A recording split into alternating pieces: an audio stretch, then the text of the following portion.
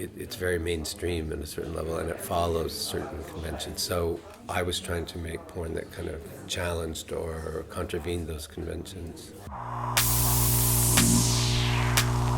What's porn to you? You know, I have no qualms about pornography, so I have no qualms about calling myself a pornographer. I always express solidarity with pornographers, but whether or not it is porn is open to question. There's so many different definitions of what constitutes porn. So some people say it's the aesthetics, the lighting. Other people say it's the length of the sex scenes, or the explicitness of the sex scenes. For me, porn really has penetration. I mean, traditionally, what separates porn from non-porn is like the actually showing penetrative sex. I started out making art films with sexually explicit content. That's what I thought I was doing.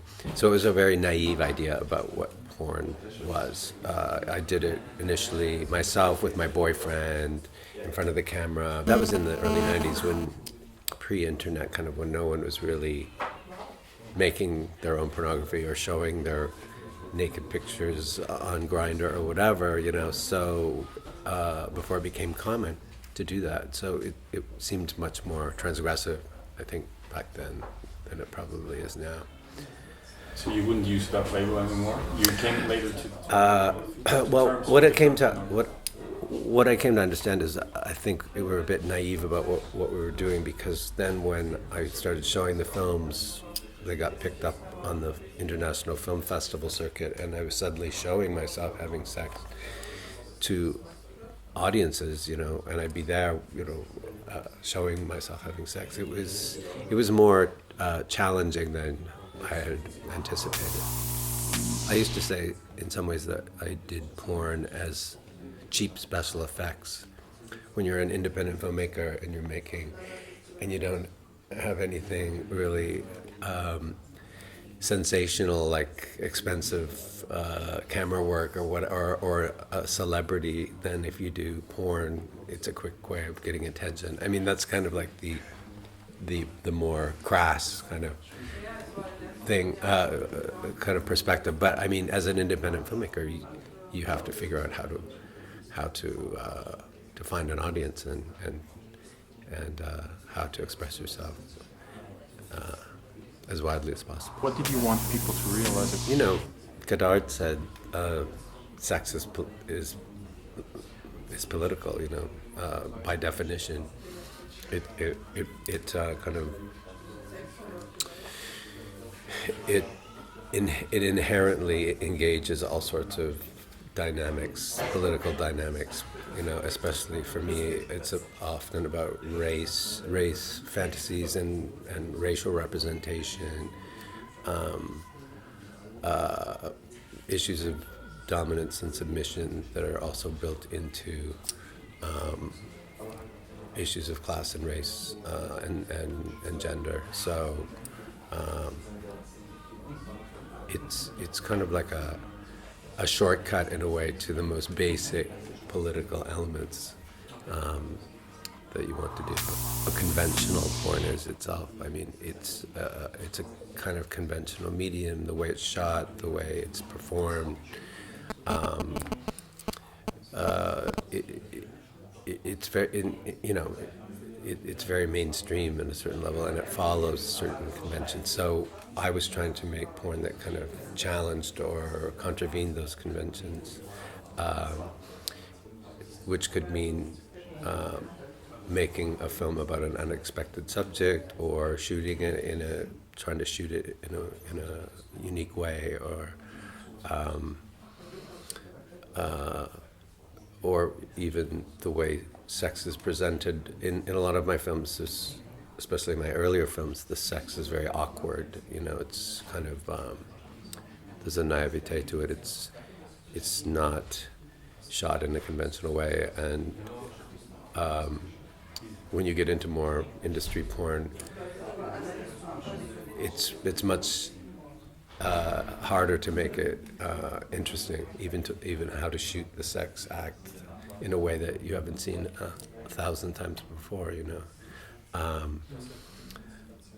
And also not to fall into cliches, into narrative cliches. Like I was saying about LA Zombie, the premise of, you know, an alien zombie fucking dead people back to life is unique, I think, and probably hadn't been seen before. So it pushes you to do something that's never been done before, which sometimes makes me, you know, I sometimes challenge myself to take things further and further and explore taboos, for example, like exactly where are cultural taboos and how far can you push those limits,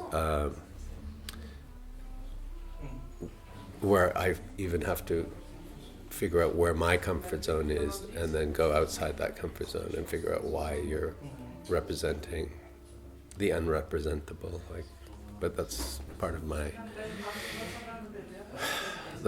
what interests me about being an artist. Where do you see the future of pornography? Yeah, I mean, you know, the digital revolution was also a porn revolution, you know, so it democratized porn and made it much more accessible, but it also introduced much more personal porn, all sorts of different kinds of expressions of pornography. So queer porn follows different it has its own set of its own criteria in terms of aesthetics and politics, and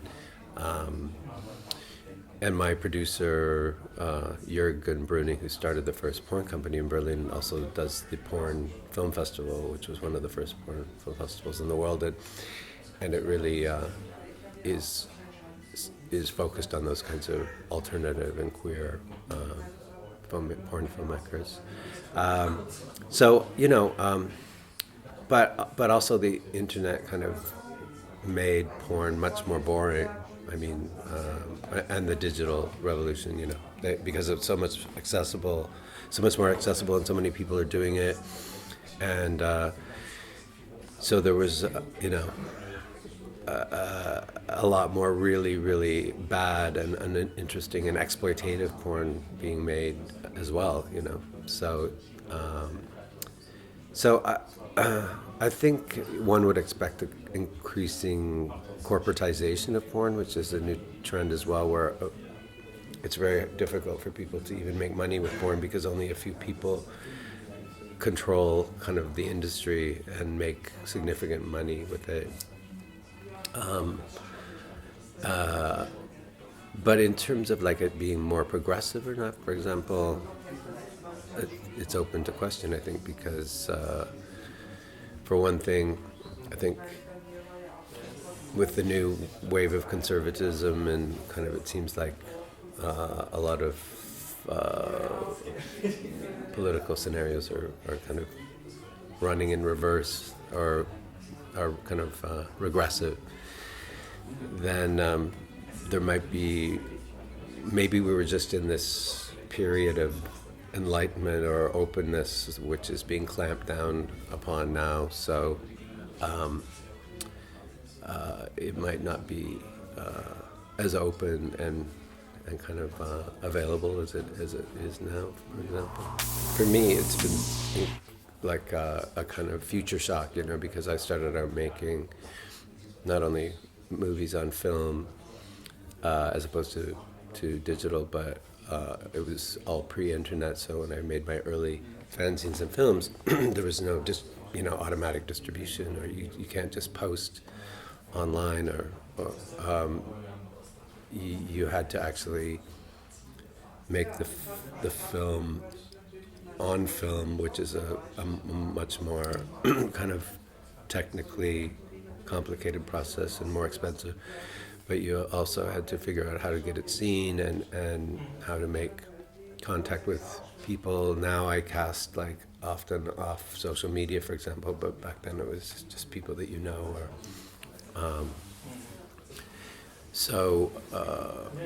yeah, so everything has become more accessible, and but it's kind of everything is also overdetermined. Like it's harder to get yourself noticed amidst the din of the vast amount of product that is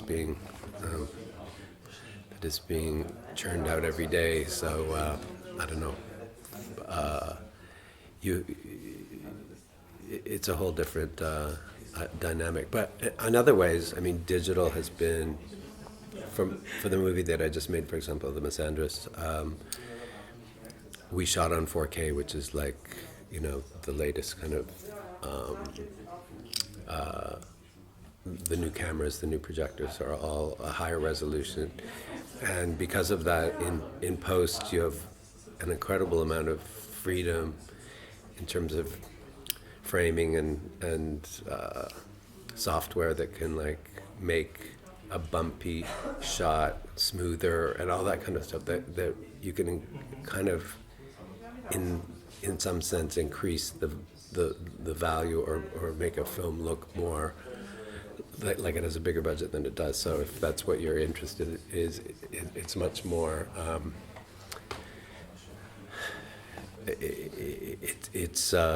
it's in a way even easier to market your work and make it on a really cheap budget. Like Werner Herzog says, you only need $10,000 now to make a feature film. So your films, would you say it's true that they look like more and more, I don't know if crisp or glossier, but would you go back from this 4K aesthetic back to where you came Well, I kind of did with Ulrika's Brain, which is my experimental film that's out now. It wasn't even shot on HD, it was just shot on a very common digital camera, and it has that kind of video aesthetic that is more associated with the 80s and 90s, So, yeah, I would make another Super 8 film, for example. I would love to.